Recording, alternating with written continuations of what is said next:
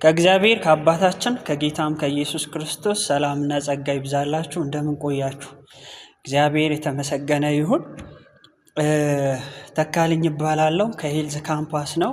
ሰሞኑን በፌሏችን በአንድ ጉዳይ ስንነጋገር እንደነበረ ታስታውሳላችሁ። ያም ምንድነው? ኢየሱስ ክርስቶስ ለምን ተሰቀለ ብለን ጠይቀን አንዳንድ ነገር ደግሞ እያነሳን እንደነበረ ታስታውሳላችሁ። ሁለት ክፍል ከዚህ በፊት አይተናል።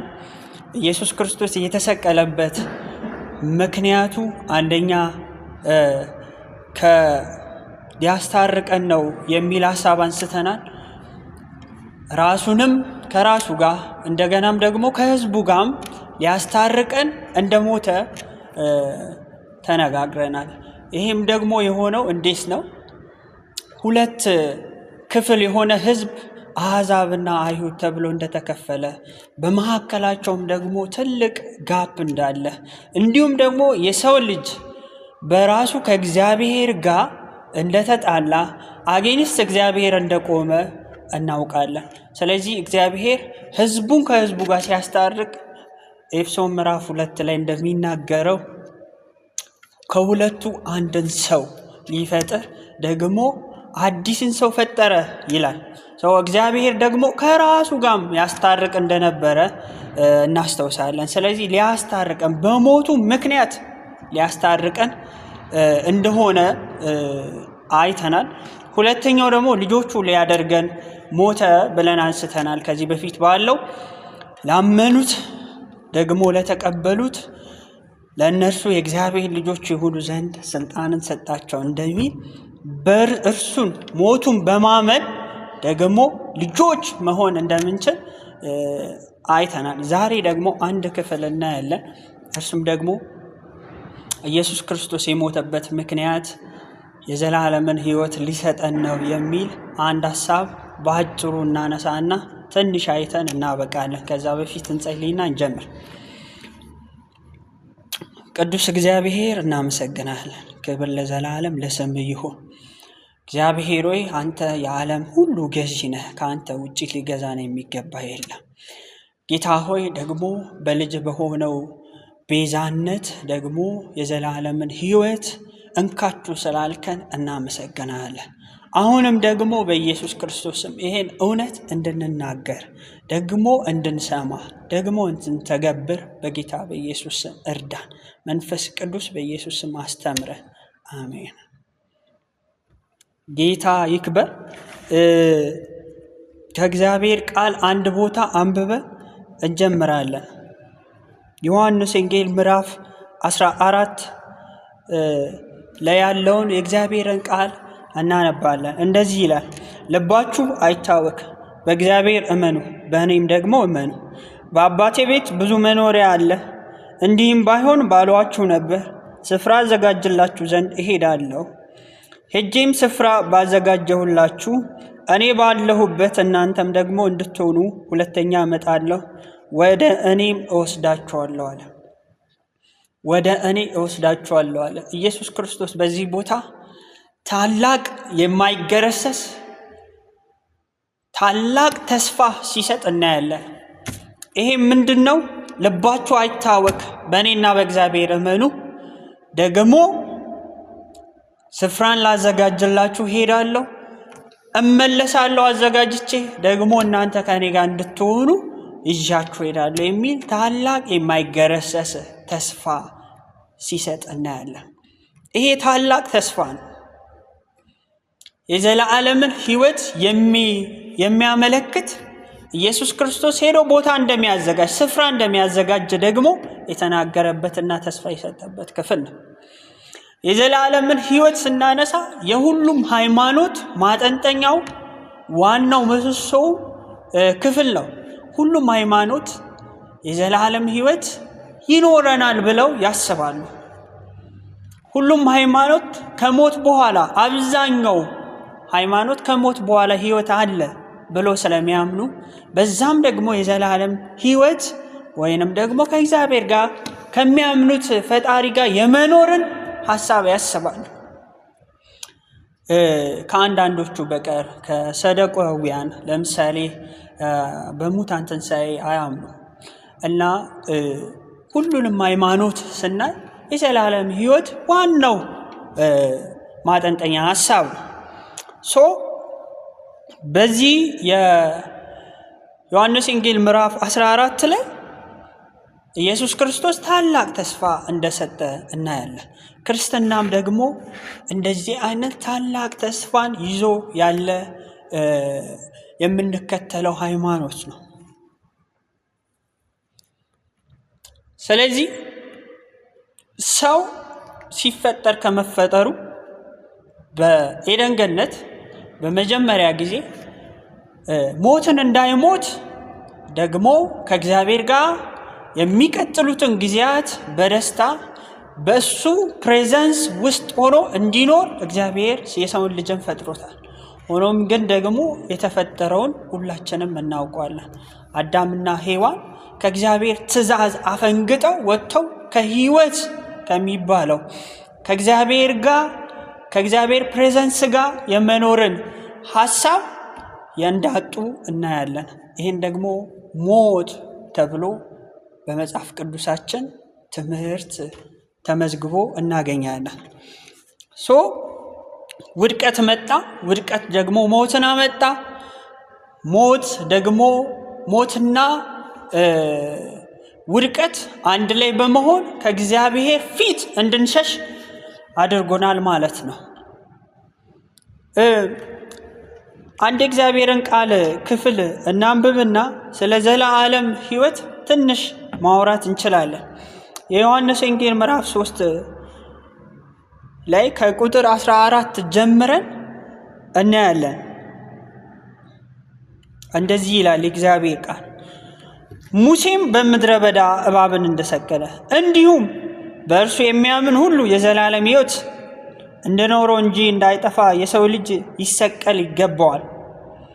በእርሱ የሚያምን ሁሉ የዘላለም ሕይወት እንዲኖረው እንጂ እንዳይጠፋ እግዚአብሔር አንድያ ልጁን እስኪሰጥ ድረስ ዓለሙን እንዲሁ ወዶአልና። ዓለም በልጁ እንዲድን ነው እንጂ በዓለም እንዲፈርድ እግዚአብሔር ወደ ዓለም አላከውምና። በእርሱ የሚያምን አይፈረድበትም። በማያምን ግን በአንዱ በእግዚአብሔር ልጅ ስላላመነ አሁኑኑ ተፈርዶበታል። ቁጥር 36 በልጁ የማያምን የዘላለም ሕይወት በልጁ የሚያምን የዘላለም ሕይወት አለው። በልጁ የማያምን ግን የእግዚአብሔር ቁጣ በእርሱ ላይ ይኖራል እንጂ ሕይወትን አያዩ ይላል። በዚህ ክፍል ላይ ቁጥር 14 ላይ ሙሴ በምድረ በዳ እባብን እንደሰቀለ የሰው ልጅ ደግሞ እንዲሁ ሊሰቀል ይገባዋል የሚል ሐሳብን ኢየሱስ ክርስቶስ ያነሳል። ለምንድን ነው መሰቀል የሚገባው ብለን ስንጠይቅ ደግሞ እዛው ጋር እንደዚህ ይላል፣ በእርሱ የሚያምን ሁሉ የዘላለም ሕይወት እንዲኖረው እንጂ እንዳይጠፋ ይላል። በእርሱ የሚያምን ሁሉ የዘላለም ሕይወት እንዲኖረው እንጂ በተሰቀለው በኢየሱስ ክርስቶስ የሚያምን ሁሉ የዘላለም ሕይወት እንዲኖረው እንጂ እንዳይጠፋ ነው ይላል።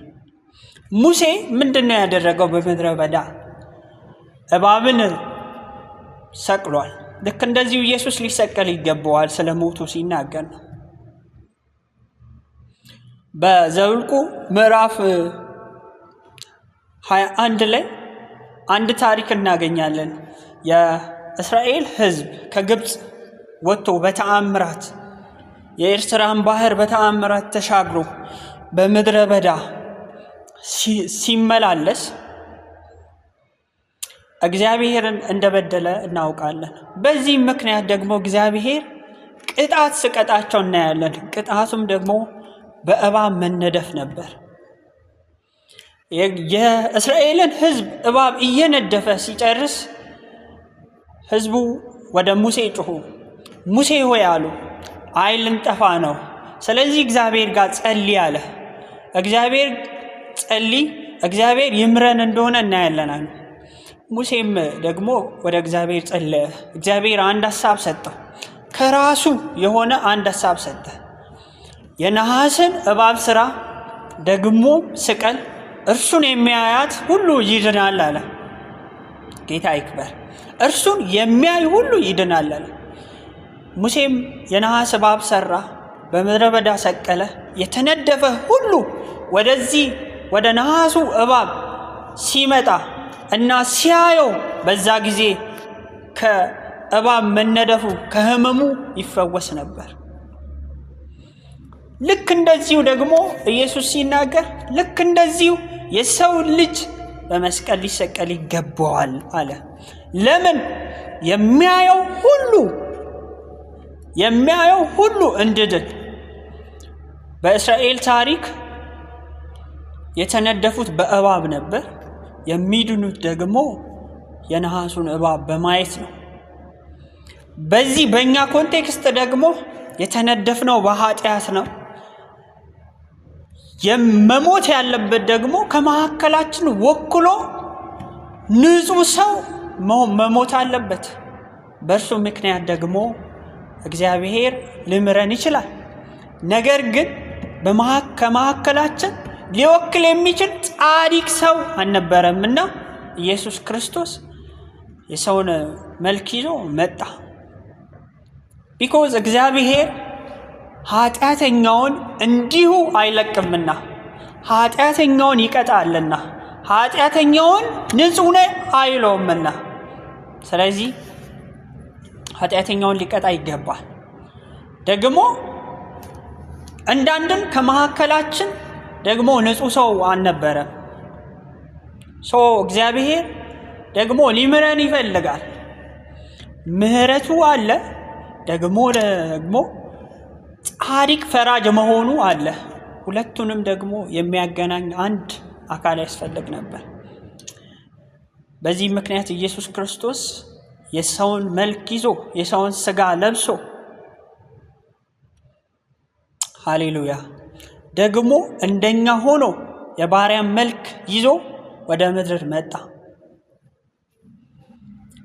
በዚህ ምክንያት እሱን የተሰቀለውን የሚያይ ሁሉ የዘላለም ሕይወት እንዲኖረው ነው።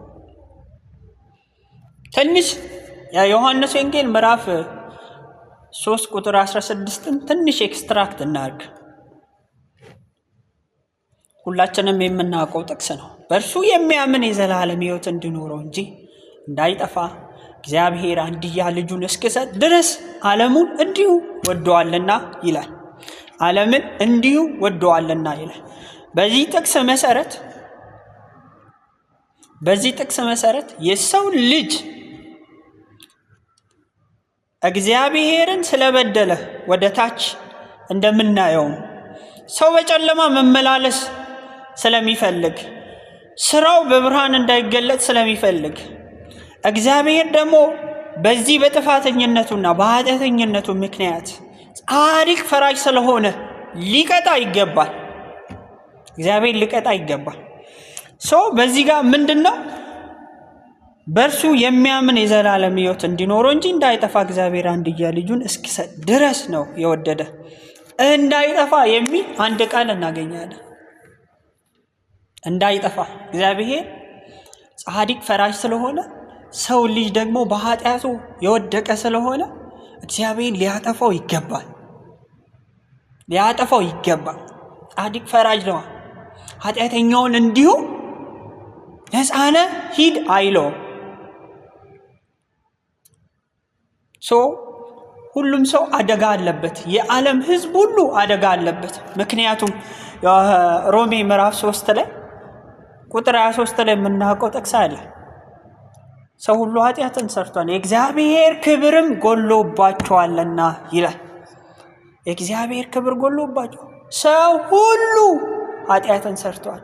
አይሁድም ኃጢአትን ሰርቷል፣ እግዚአብሔርን ያውቁታል የሚባሉት። አሕዛብማ ከነ እግዚአብሔርን አያውቁትም።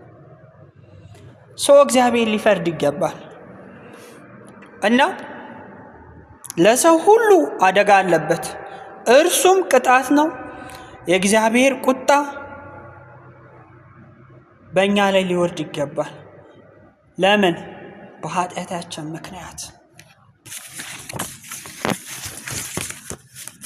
ግን የእግዚአብሔር ታላቅ እቅድ ደግሞ እዚህ ጋር እናያለን። በዚህ ጥቅስ ላይ የእግዚአብሔር ታላቅ እቅድ ሰው እንዳይጠፋ ነው።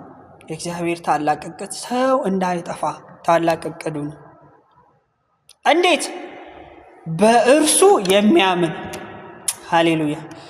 በእርሱ የሚያምን መንገዱ ደግሞ እንደዚህ ነው፣ በእርሱ በማመን ይላል።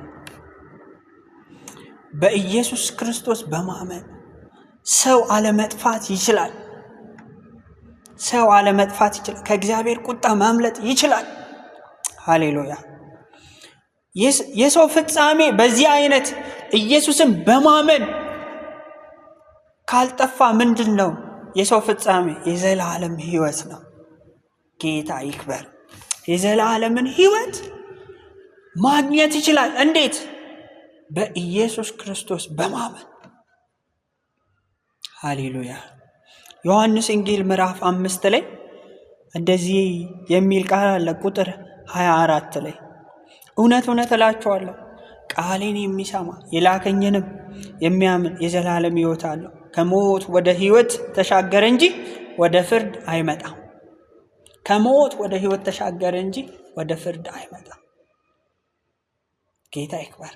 ቃሌን የሚሰማ፣ አሁን እያልኩ ያለሁትን የሚሰማ ደግሞ የላከኝንም የሚያምን ከሞት ወደ ሕይወት ተሻገረ እንጂ ወደ ሞት አይሄድም ይላል። ማቴዎስ ወንጌል ላይ ደግሞ ማቴዎስ ምዕራፍ 25:31 ላይ እንደዚህ የሚል ቃል አለ፣ ሁላችንም የምናውቀው።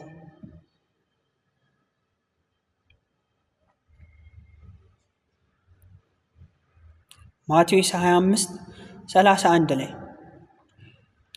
በጣም ደስ የሚል ታሪክ ነው። የሰው ልጅ በበክሩ በሚመጣበት ጊዜ ከእርሱ ጋር ቅዱሳን መላእክት ሁሉ በዚያን ጊዜ በክብሩ ዙፋን ይቀመጣል። አሕዛብ ሁሉ በፊቱ ይሰበሰባሉ። እረኛው በጎችን ከፍየሎች እንደሚለይ እርስ በእርሳቸው ይለያል። በጎችን በቀኙ ፍየሎችንም በግራው ያቆማቸዋል። ንጉሡም በቀኙ ያሉትን እንዲህ ይላቸዋል፣ እናንተ የአባቴ ብሩካን ኑ፣ ዓለም ከተፈጠረበት ጊዜ ጀምሮ የተዘጋጀላችሁን መንግሥት ውረሱ ይላቸዋል። ጌታ ይክበር።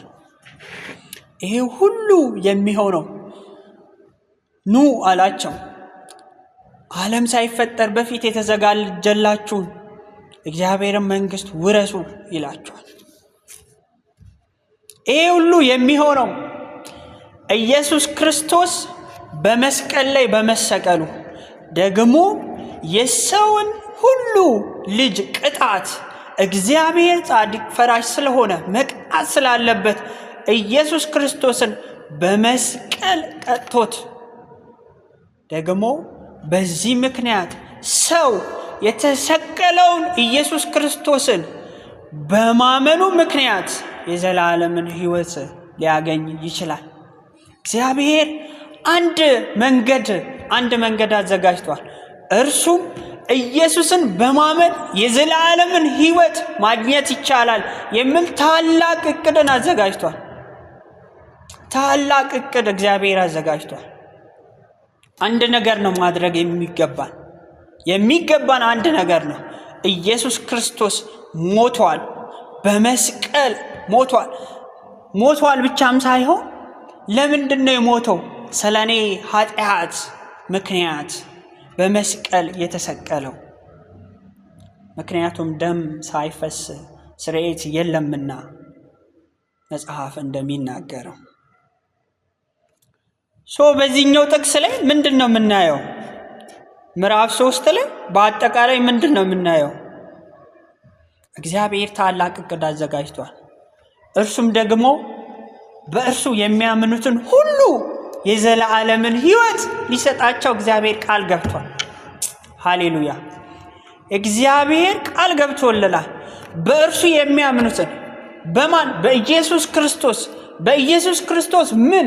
ወደ ምድር መምጣቱን በሥጋ ደግሞ ስለ ሰው ልጅ ኃጢአት በመስቀል መሰቀሉን ደግሞ ደም ማፍሰሱን፣ በዚህም ምክንያት እግዚአብሔር የሰውን ልጅ ሁሉ የእኔን ኃጢአት ይቅር ይላል በሚል በማመን የዘላለምን ሕይወት ማግኘት ይቻላል። ይሄ መንገድ እግዚአብሔር አዘጋጅቷል። የዘላለም ሕይወት አሁን የሚጀመር ነው። መጽሐፍ እንደሚያስተምረን አሁን የሚጀመር ነው። በሙላት ግን የእግዚአብሔር መንግስት በሙላት ስትገለጥ በሙላት የሚሆን ነው። የዘላለም ሕይወት ደግሞ ኢየሱስ ክርስቶስ ራሱ በዮሐንስ ወንጌል ምዕራፍ 17 ቁጥር 3 ላይ ይህ የዘላለም ሕይወት ነው፣ አንተን የላከኝን ደግሞ ኢየሱስ ክርስቶስን እንዲያምኑ ይላል።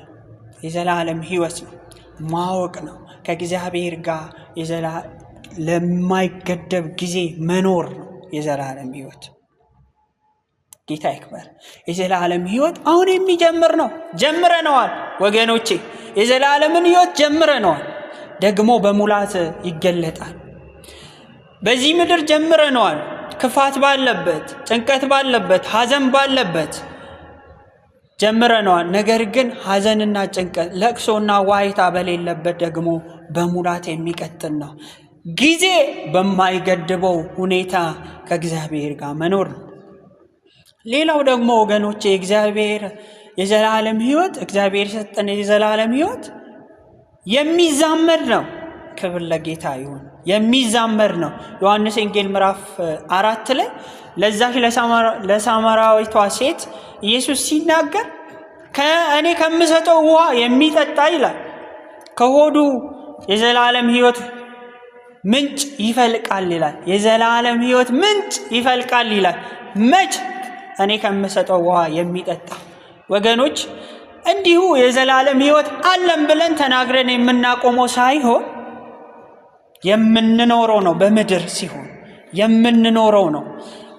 የሚዛመት ነው። ሌላውን የሚወርስ ነው። ክብር ለዘላለም ለጌታ ይሁን። አንድ ነገር እናስተውስ። ይህ የዘላለም ሕይወት የሚባለው ከእግዚአብሔር ጋር ገደብ በሌለው ሕይወት መኖር ነው እና እንዴት ነው የሚገኘው ከተባለ እርሱም በማመን ነው። ኢየሱስ ክርስቶስ የእግዚአብሔር ልጅ በሥጋ ወደ ምድር መጥቶ ስለ ሰው ልጅ ኃጢአት በመስቀል እንደተሰቀለ፣ እንደሞተ፣ ደግሞም እንደተነሳ ማመን ነው። ይህን ካላመነ ሰው አሁኑኑ ተፈርዶበታል መጽሐፍ እንደሚናገር። ክብር ለእግዚአብሔር ይሁን። በእርሱም በማመናችን ምክንያት የዘላለም ሕይወት አለን። በማይገደብ ሁኔታ ከእግዚአብሔር ጋር የመኖር እና በእርሱ ፕሬዘንስ የመኖር ይሄ ፍቃድ ተሰጥቶናል። ክብር ለጌታ ይሁን። ክብር ለጌታ ይሁን። በዚሁ እንጨርስና ጸልየን እንጨርሳለን። እግዚአብሔር እናመሰግናለን። ደግሞ በልጅ በሆነ እግዚአብሔር ሆይ ከኛ ባልሆነ በኢየሱስ ክርስቶስ ሞት ምክንያት የዘላለምን ሕይወት እንዲሁ ደግሞ ስለሰጠህን እናመሰግናለን። በሕይወት ዘመናችን አንድ ታላቅ ተአምር ተሰርቷል። እርሱም ደግሞ ልጅህን ኢየሱስ ክርስቶስን ለእኛ መግለጥህ፣ በዚህ ምክንያት የዘላለም ሕይወት መኖሩ ነው። ጌታ ሆይ ክብር ለአንተ ይሁን። ደግሞ መጽሐፍ እንደሚናገር የጸጋው ክብር ይመሰገን ዘንድ ነው እንደሚል የጸጋ ክብር አሁንም ጨምሮ በኢየሱስ ስም ይመስገን። እናመሰግናለን በጌታ በኢየሱስ ስም።